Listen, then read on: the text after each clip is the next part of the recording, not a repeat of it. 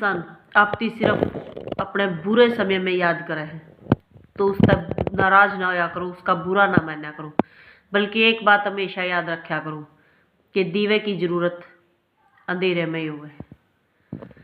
जब इंसान परेशान हो, उसको हद से ज़्यादा ज़रूरत हो, और जब इंसान आपको याद करे तो ये नहीं सोचना कि ज़रूरत के समय यो मैंने याद करा है, वैसे नहीं करता।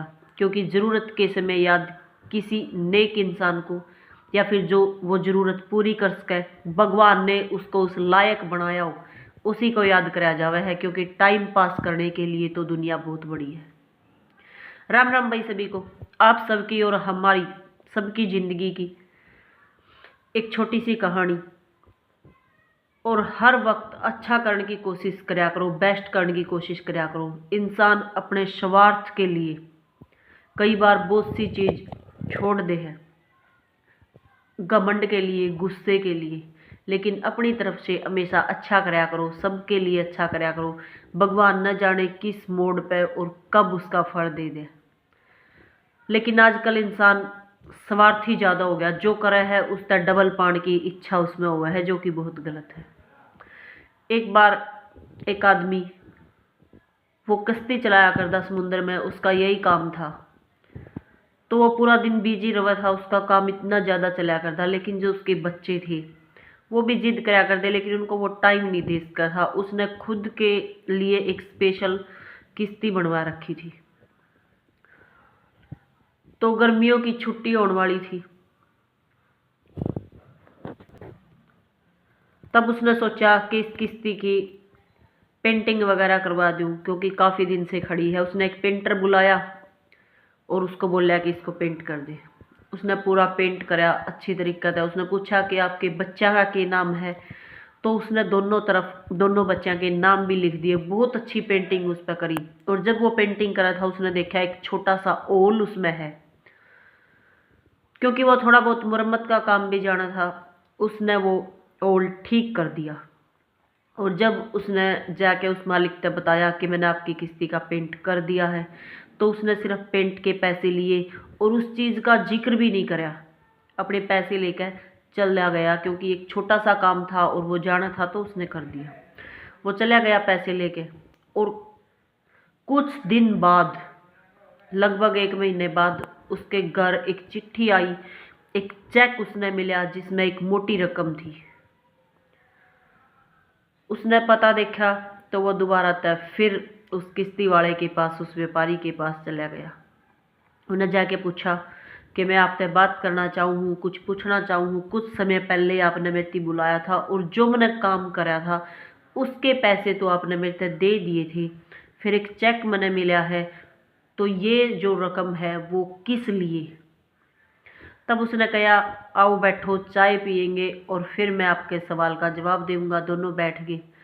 तब उसने कहा कि मैंने इतना टाइम नहीं होता कि मैं घर के कामों की देख रेख कर सकूँ।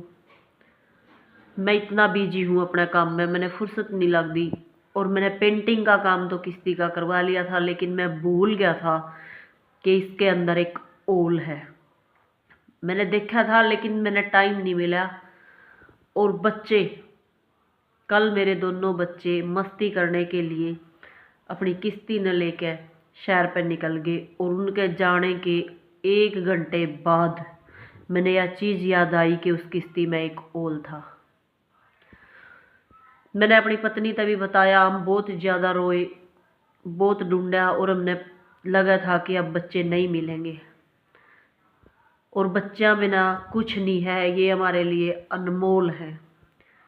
लेकिन उसके आध घंटे बाद बच्चे सही सलामत मस्ती करके वापिस आ गए।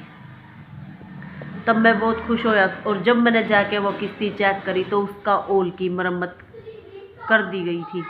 मैंने कोई और मिस्त्री नहीं बुलाया, तो मैंने पता है वह तन्ने करी थी।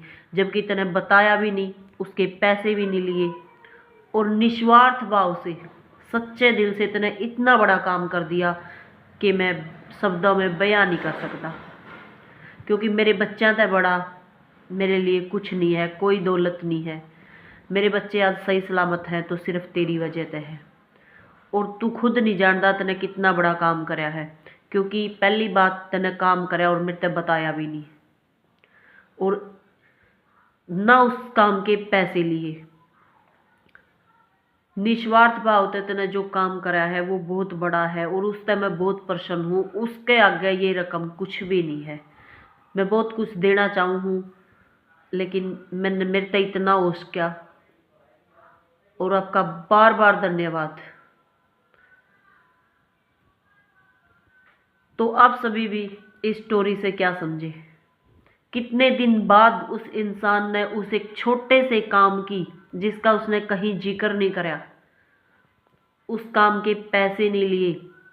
अगर वो चाहा था तो वो काम भी बता के उसके भी पैसे ले सकता था, लेकिन निस्वार्थ भाव से वो काम जाना था और छोटा सा काम समझ के उसने वो काम कर दिया बिना पूछे, और फिर करके बताया भी नहीं। तो उसका उस कर्म का फल उसने इतने दिन बाद मिल गया। नेक काम करो, सबके लिए अच्छा सोचो, जितना आप तो उसका है अच्छा करो। और दान या फिर नेकी कोई भी काम है अगर करो हो तो उसको कभी भी किसी को बताना नहीं। निस्वार्थ भाव से करो। कभी ये मत सोचो कि मैंने ये कराया है तो मैंने ये मिलना चाहिए, क्योंकि भगवान सब देखा है और कोई इंसान आपने अपनी जरूरत के समय ही याद करे है।